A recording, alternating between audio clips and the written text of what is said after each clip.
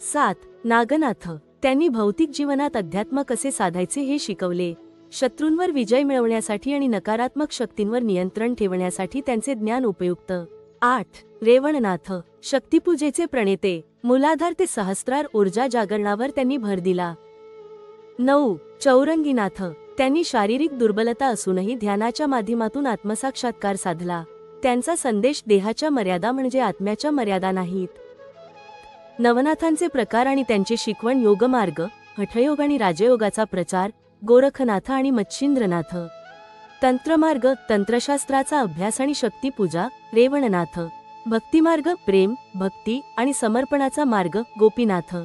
वैराग्यमार्ग, संसारातून वैराग्य कसे साधावे भर्तृहरीनाथ. ज्ञानमार्ग, आत्मसाक्षात्कार आणि ध्यान कानिफनाथ आणि जालंधरनाथ. नवनाथांची शिकवण जीवनासाठी का महत्त्वाची? स्वतःवर नियंत्रण. नवनाथ शिकवतात की आपल्यातील शक्ती ओळखा आणि आपल्यावर विजय मिळवा. सामाजिक शांती. नवनाथ परंपरेने जात, धर्म आणि भेदभाव नष्ट करण्यावर भर दिला. आध्यात्मिक जागृती. आध्यात्मिक साधनेतून जीवनात शांती आणि स्थैर्य मिळवण्याचा मार्ग. मित्रांनो, नवनाथांची परंपरा आपल्याला केवळ अध्यात्म नव्हे तर जीवनाचे खरे तत्वज्ञान शिकवते. तुम्हाला हा व्हिडिओ आवडला असेल तर लाईक, शेअर आणि सबस्क्राईब करायला विसरू नका.